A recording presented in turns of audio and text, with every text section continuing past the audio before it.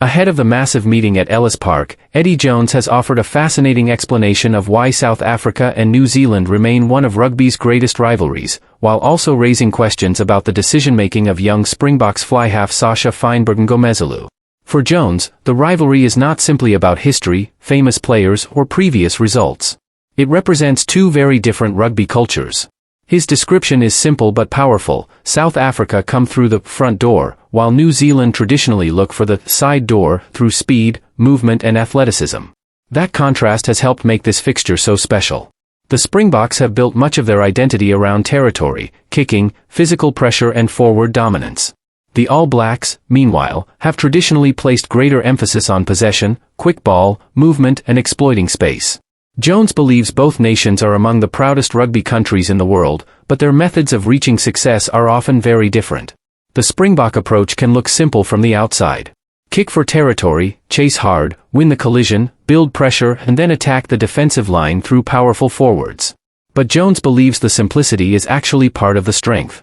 One of the biggest problems in Test rugby is cohesion. International teams do not spend anywhere near as much time together as club sides. Players can arrive from different competitions, injuries can force changes and coaches may have only a short preparation window before a major match. South Africa have developed a system that can reduce some of those problems. Their kicking game allows them to move the contest into areas where they are most comfortable. Once they gain territory, they can use their powerful forward pack to build pressure and repeatedly challenge the opposition defense. Jones believes this approach can hide the seams because the Springboks do not always need to construct complicated attacks from deep inside their own half. That becomes especially important when a team contains players who have had different preparation schedules. The Springboks can still function because their basic principles remain clear. But Jones' most interesting comments were arguably about the development of South African rugby away from the international field. He believes the expansion of the player pathway has transformed the Springbok talent pool. Historically, South African rugby drew heavily from a relatively narrow group of traditional rugby schools and established pathways. Over the years, development programs have worked to identify talent from a much wider range of schools and communities. That has significantly increased the number of players competing for opportunities. Jones described the change as one of the most fascinating socio-sporting developments in rugby. His argument is that South Africa have not simply created a different type of Springbok. They have created access to a much larger potential player pool. That naturally increases competition. When more players are capable of reaching the highest level, established internationals cannot become comfortable. Every position becomes a competition, and every player knows that another talented teammate may be waiting for an opportunity. Jones believes this competitiveness has helped the Springboks maintain their standards. It has also contributed to the evolution of their style. The modern Springboks are still extremely physical, but they are no longer limited to a purely direct game. Their forwards can pass, their backs can carry, their halfbacks can control tempo and their playmakers can punish defensive mistakes. That development has been one of the defining features of the Rassie Erasmus era. Jones believes Erasmus has been particularly effective at creating competition inside the squad while keeping the group united. The challenge for any international coach is finding the right balance. Players need to be hungry for selection, but they cannot become so focused on their own position that the team suffers. Jones believes Erasmus has created an environment where players understand that selection must be earned repeatedly. Experienced players can be left out without necessarily being forgotten, while younger players are given opportunities to challenge established names. That internal pressure can be extremely valuable. On the New Zealand side, Jones sees Dave Rennie taking the All Blacks back toward some of the principles that have historically defined New Zealand rugby. For Jones, one of those principles is the ball. New Zealand rugby has traditionally been built around keeping possession, moving the ball quickly and finding the right moment to attack wider areas. Jones believes Rennie has shown the courage to trust younger players, including Ruben Love, while also building around experienced performers. One player Jones highlighted particularly strongly is Cam Roigard. Jones believes that when Roigard is at his best, he can operate at the very highest level among scrum halves. That makes his role extremely important because the scrum half often controls the tempo of a test match. If Roigard can deliver quick ball consistently, New Zealand could prevent South Africa from settling into their preferred defensive structure.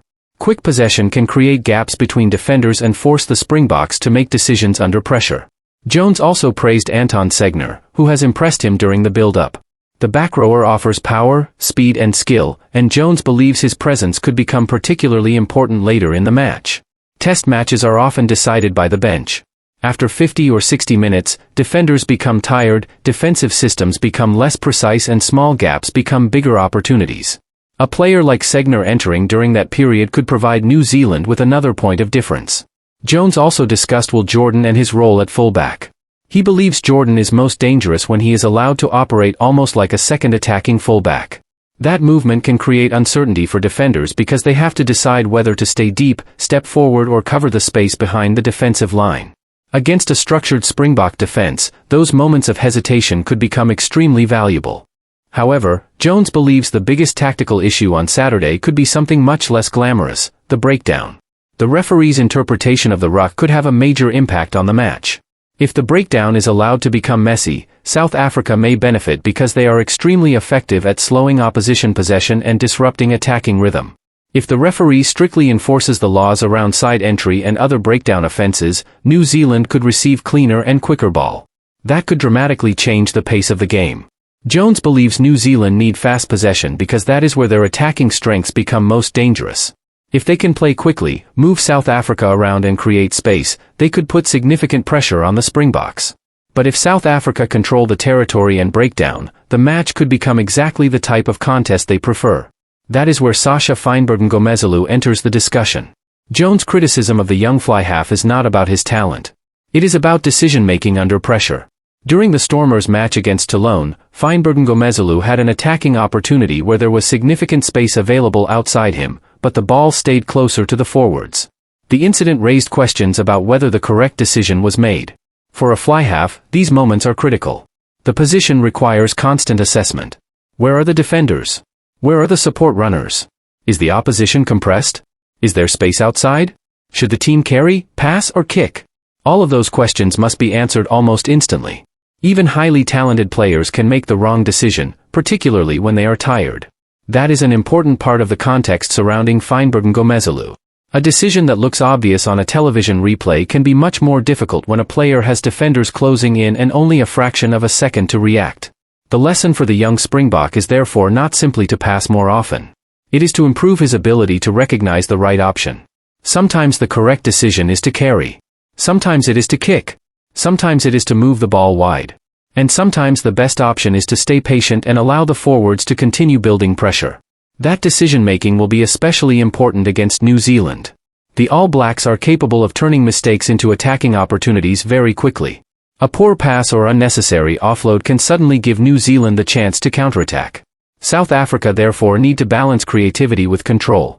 That is one of the reasons their front door philosophy remains so effective. If the forwards are winning the gain line and the kicking game is creating territory, there is no need to overcomplicate the contest.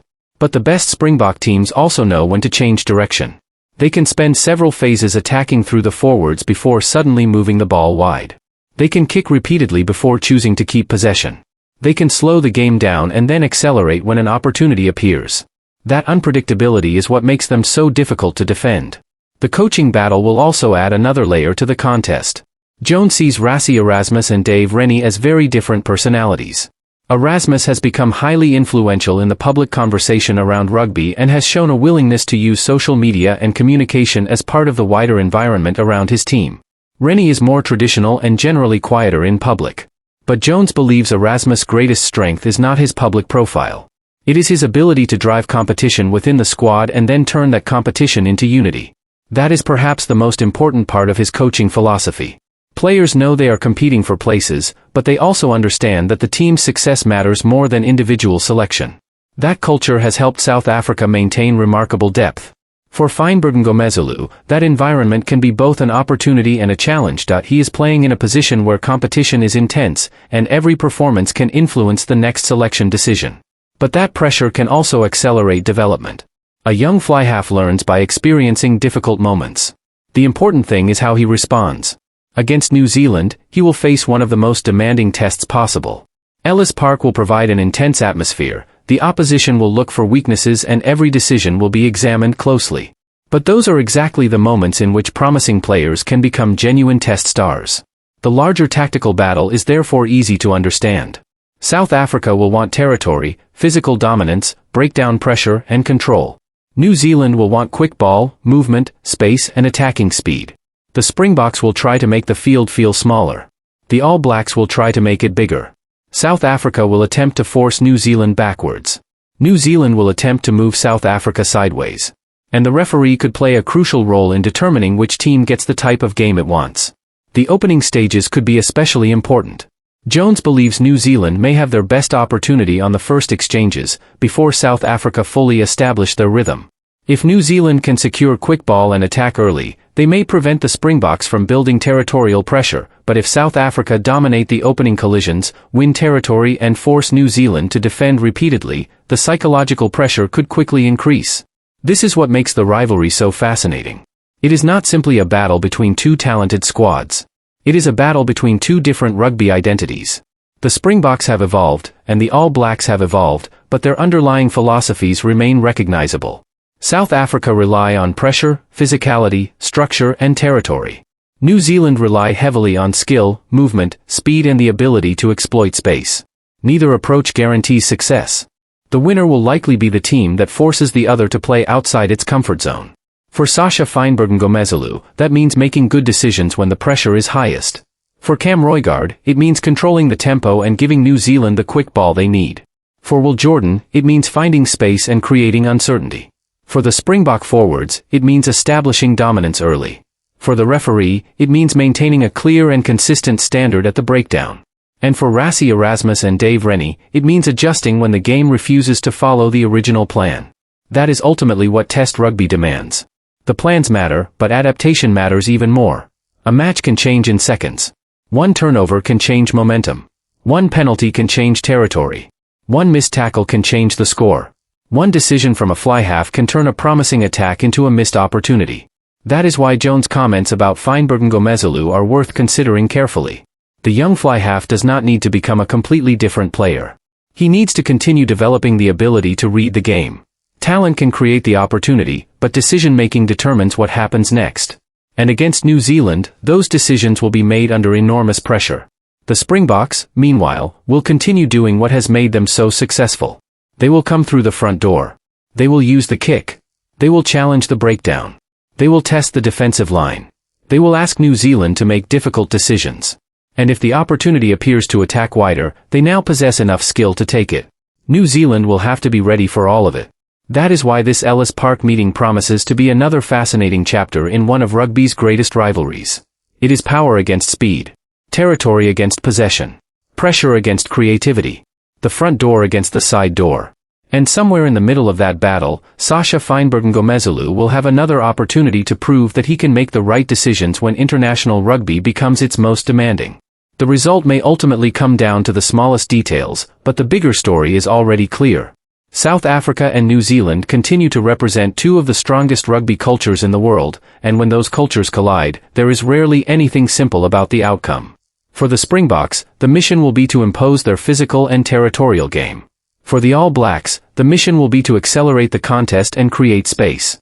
And for everyone watching, the real question is which philosophy will control Ellis Park when the final whistle arrives.